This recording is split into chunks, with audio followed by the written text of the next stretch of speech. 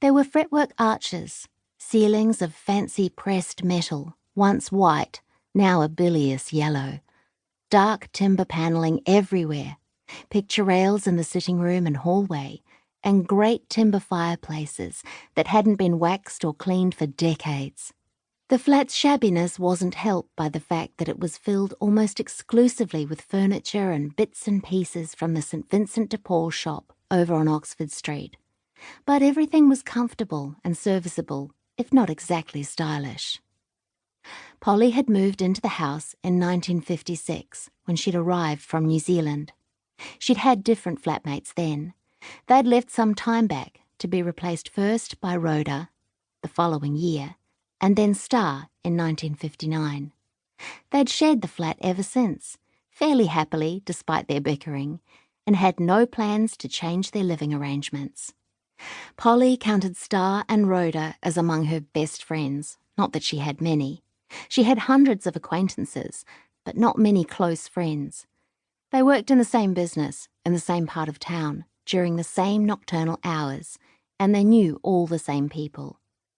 Polly's only other good friend, someone she really trusted, was Evie Palmer, whom she'd known in Auckland.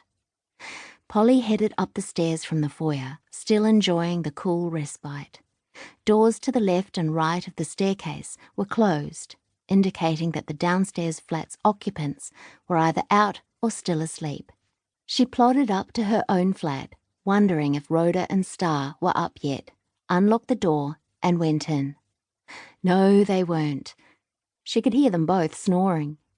She unpacked her purchases, put the cheese, meat and tomatoes in the fridge, and left the bread rolls on the kitchen bench.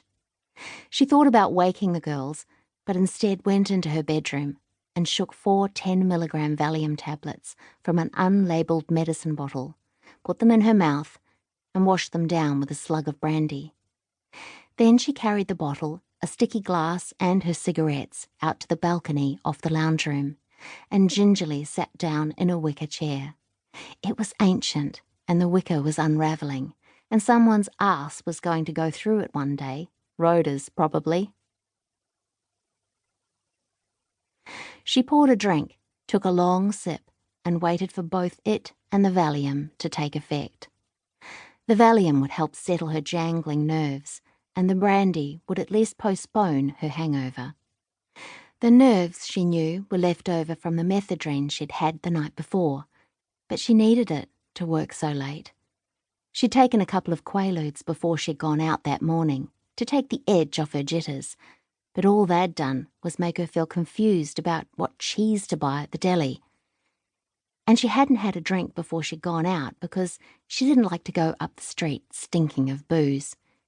She lit a smoke, sighed, and wondered if she was getting too old for the life she was leading. It was too bad if she was, because she didn't have any other kind. Eventually, as the rosellas flitted about in the jacaranda trees, and the sun crept slowly across the long grass in the backyard, she nodded off. She awoke with a start. Someone was banging about in the kitchen. She stretched, stood, and wandered inside.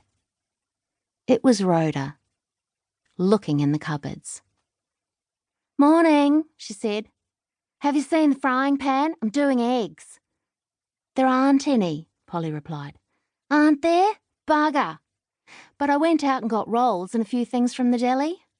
"Oh, thanks, Darl." Rhoda opened the fridge door. "Oh, pastrami." Polly sat down at the dining table in the lounge room. Her hangover had receded now, though her head felt as though it was stuffed with cotton wool. She watched Rhoda as she fluffed about, artfully arranging the food on a platter. Rhoda was 27 and stood 6 feet and 1 inch in her bare size 10 feet. She had wide shoulders, a slender body, and long legs. Her soot-black hair was shoulder length. Her eyebrows were plucked into dramatic arches, and this morning she had a hint of stubble along her jawline. As she moved about, her pink nylon negligee and matching robe floated around her, creating an impression of casual glamour. Star's bedroom door opened and she clomped out in her fluffy mule.